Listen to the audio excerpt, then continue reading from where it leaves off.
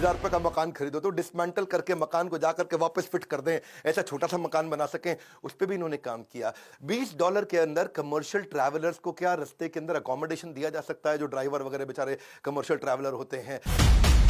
Sports को बढ़ाने में या बच्चों को स्कॉलरशिप देने में, देखो कॉर्नेल यूनिवर्सिटी तक चले गए, वहां भी उनको बोला कि अगर इंडियन बच्चे आएंगे काबिल हुए तो उनको फाइनेंशियल एड दे दो।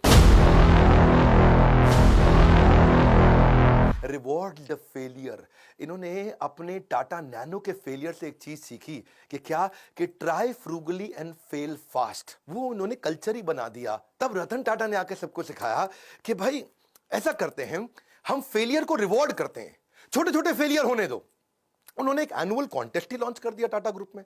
कहता चलो एक कॉन्टेस्ट लॉन्च कर देते हैं, मैं जो सबसे बढ़िया फेल्ड आइडिया होगा उसको रिवॉर्ड दूंगा ताकि लोग मेहनत तो करें, और जितना बढ़िया फेल्ड आइडिया होगा मैं उसको, तो ताकि छोटे छोटा मेहनत करो, छोटी छोटी फ्रूगल फ्रूगल, बहुत बड़े फेलियर मत करो, छोटे फेलियर जल्दी जल्दी करो, जल्दी जल्दी सीखो, it will spark your innovation. तो रतन टाटा का मैसेज था कि failure is a gold mine for the company.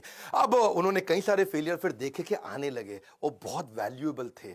इन्होंने एक वहां पे स्टूडेंट्स ने छोटा आइडिया फेल किया लेकिन बहुत अच्छा था कि छोटा ट्रक क्या 3 व्हीलर को रिप्लेस कर सकता है, ये इस पे भी टाटा ग्रुप ने ट्राई किया। ऐसा नहीं है कि टाटा की 100 से ज्यादा कंपनियां ऐसे ही बन गई, कई आइडियाज पे छोटे छोटे फेल करते हैं लेकिन कम खर्चे में फेल करके सीख जाते हैं। एक इन्होंने चीप वाटर फिल्टर भी बनाया, उसका नाम रखा था द स्वच्छ।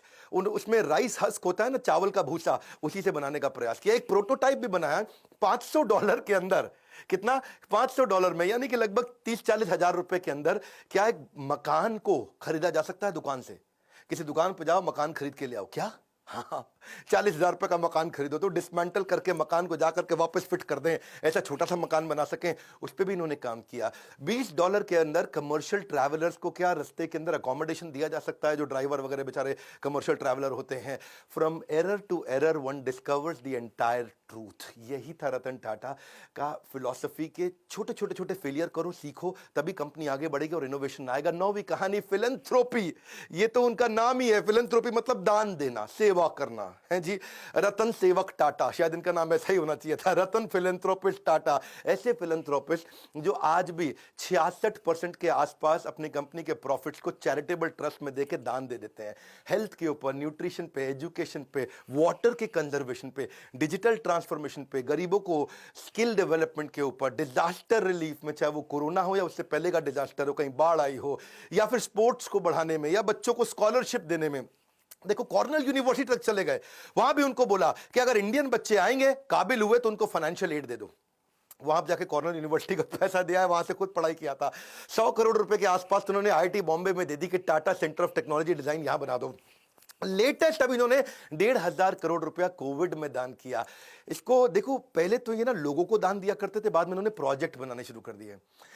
उन्होंने रिसर्च प्रोजेक्ट को फंड किया कि बीमारी ठीक करने की जगह कुछ ऐसा कर दो कि बीमारी हो ही नहीं, है जी। जैसे अल्फ्रेड फोर्ड आए थे ना इंडिया में, उन्होंने आकर के इस्कॉन के को मायापुर में दुनिया का सबसे बड़ा मंदिर बनाने के दान दिया। तो उनको पूछा ममता बनर्जी ने, भाई फोर्ड साहब यहाँ इतना दान मंदिर बनाने को क्यों दे रहे हो? एड्स के लिए दान दे रहे थे। तो उन्होंने कहा मैं ऐसा दान दे रहा हूं जिससे एड्स होए ही नहीं। हाँ, ऐसे ही रतन टाटा क्या बोले, मैं बीमार होने पे बीमारी ठीक करने की जगह ऐसा दान देना चाहता हूं जिससे बीमारी होनी बंद हो जाए।